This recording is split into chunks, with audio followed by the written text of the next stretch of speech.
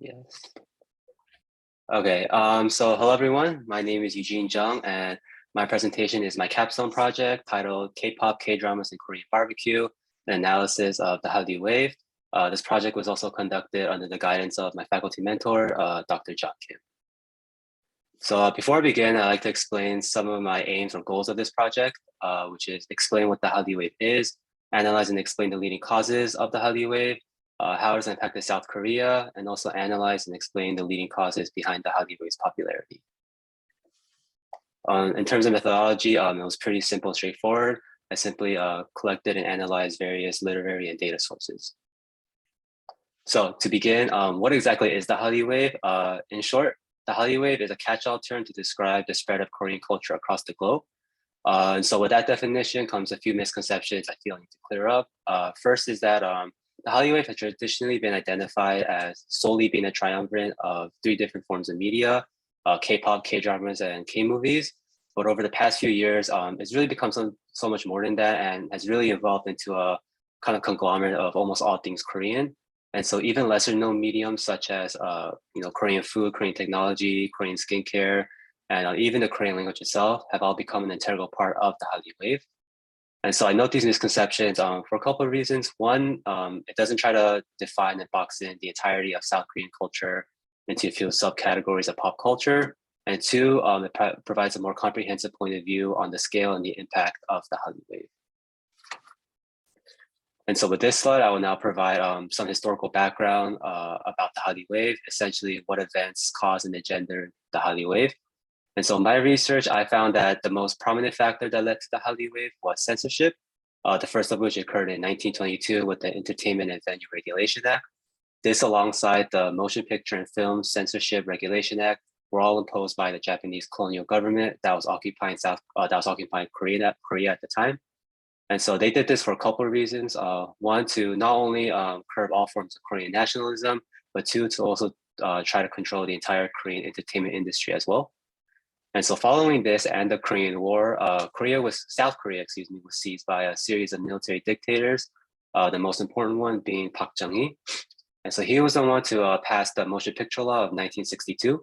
And with this, Park was essentially able to control not only the entire South Korean filmmaking industry, but the entire entertainment industry in South Korea as well.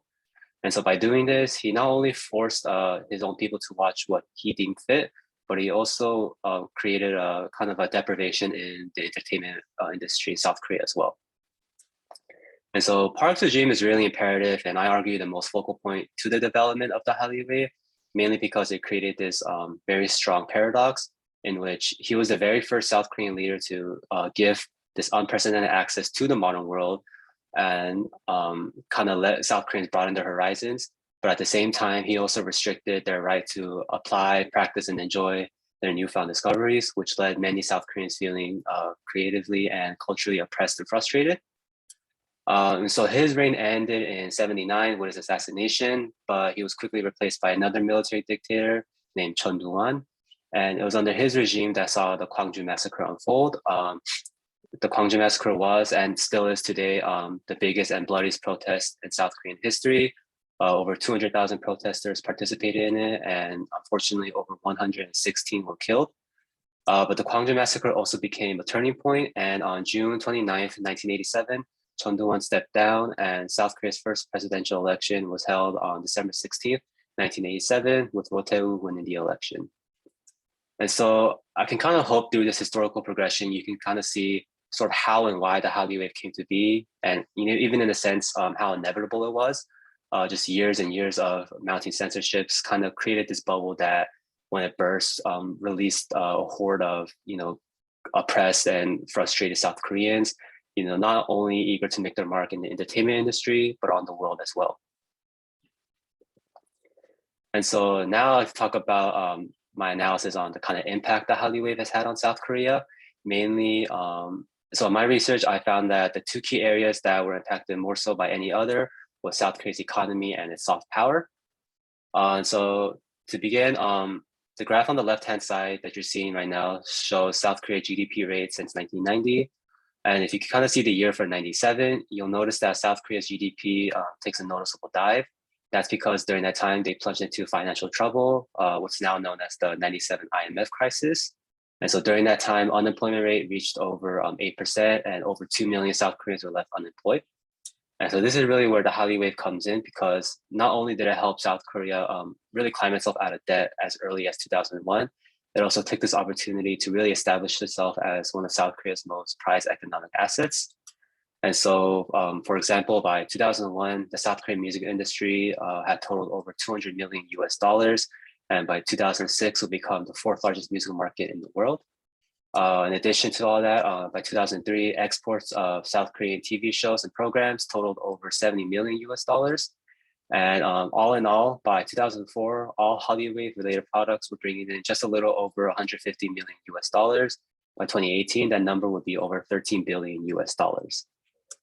And then, so moving on to second area, which is soft power. So to clarify what soft power is the ability to co-opt rather than coerce, meaning that it allows a country, in this case, South Korea, to impose their will and agenda through very minimal resources and conflict. And so this is really important for South Korea because although it has the 10th largest economy in the world and the 7th largest military, a lot of pundits and academics still agree that its diplomacy, or rather influence, is rather weak, especially when you compare it to its other Asian neighbors such as China and Japan. And so one way for South Korea to really legitimize their global standing and strength is to increase their soft power, which the Hallyu Wave allows them to do. And so the South Korean government is very aware of this. And in 2001 alone, they spent over 7 billion US dollars on Hallyu related fields such as culture, sports, and tourism. And so by doing this, South Korea can now more easily impose and influence its own foreign policy plans and global perception as well. And so in terms of effectiveness, for all intents and purposes, the strategy does seem to be working for South Korea. And so what you're seeing here on the screen right now are the soft power ratings given per sector, per country, provided by Soft Power 30, which is the global index that analyzes and ranks the world's strongest sources of soft power. And so the higher the number is, the worse that country is in that particular sector. And so so right here, right now, South Korea is being compared to, again, two of its most powerful neighbors, China and Japan. And as you can see, for the most part, South Korea does seem to match up pretty well with them, even beating them in some categories, particularly in culture. In the culture sector, South Korea isn't too far behind the two countries. But the most important thing to note is the fact that South Korea has progressively ranked higher and higher each year, making it one of the few countries to actually do so, indicating that its strategy to increasing its soft power does seem to be working. And so, for example, in 2019, South Korea was ranked 19th, which marks a direct linear progression from 2017 and 2018, where they were marked 21st and 20 respectively. And so up to now, I've been kind of explaining what the Hallyu Wave is, what caused it, and its impacts on South Korea, and an extension on the world as well. But now I'd like to take this opportunity to kind of provide the reasons for its popularity. Basically, what has allowed the Hallyu Wave, to really sustain its enormous popularity over the past few years. And so in terms of K-pop, there are multiple reasons why it's so popular today. But in short, it follows a really basic formula, which is have a catchy beat, an easy to follow chorus, and point dances, which are simply easy to follow dance moves. And so because of this, K-pop songs really emphasize catchiness and repetition, which makes it easier for listeners, both foreign and domestic, to sing, follow, and dance along to. This in turn helps fans really immerse themselves seamlessly with the overall K-pop experience, and it even makes them feel part of the group itself, making it all the more likely that they'll become fans of said group.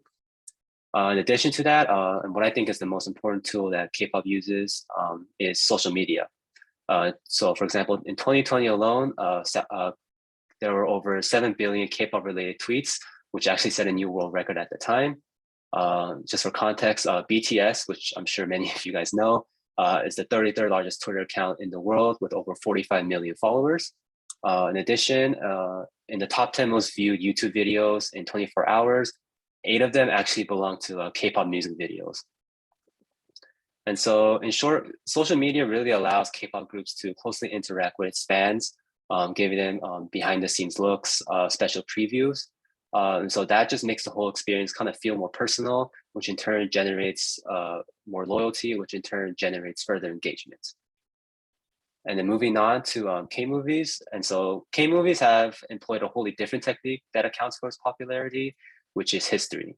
South Korean filmmakers are very conscious and aware of South Korea's historical past and moment, having to deal with Japanese colonialism, and then having to fight an international civil war, and then having to deal and cycle through decades of dictators.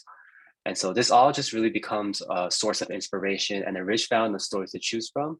And so South Korean filmmakers then take this and use it to properly critique and convey the kind of hopelessness, bloodshed, brutality, and violence and gore that they think is really accustomed to South Korean society and its history. And so, in that case, and again, it's this unfiltered depiction that really draws people in to South Korean films.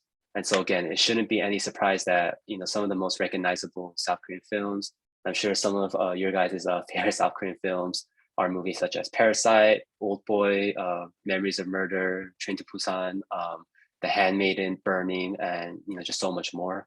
They all unabashedly make great use of violence and bloodshed to kind of convey the message that they want to convey. And so finally, when it comes to the secret of K-drama's international success, it's really just a hodgepodge of varying strategies and techniques. For one, K-dramas are incredibly diverse in themes and stories. For example, they can have serious dramas such as Squid Game that can tackle issues such as class issues and poverty, while also having kind of lighthearted and fun dramas such as Business Proposal, which you can see a poster of on the very right-hand side of the screen, which are more geared towards young adults and teenagers. In addition, I think what's the most important is the fact that K-dramas strike this really delicate and unique balance between predictability and originality. And so it's this balance that really hooks in new viewers with the lure of something exciting and new, while also retaining old viewers by kind of providing a blanket of security and familiarity. And so just kind of conclude, I'd like to say that I think the Hallyu Wave is one of the most fascinating case studies of how history, cultural technologies, and innovation can come together to create an incredible, powerful cultural driving force. In addition, I think it's a great testament to the will, perseverance, and ingenuity of the South Korean people. Not only overcoming decades of dictatorships and colonialism, but also using their experiences and suffering to fuel and inspire the Hallyu Wave. But I guess at the end of the day, while the Hallyu Wave is a great deal of many things, I think the most important one is the fact that it's here to stay.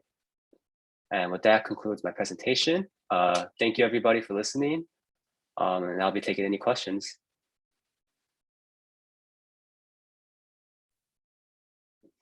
Thank you for a great presentation, Eugene. Audience members, do we have any questions?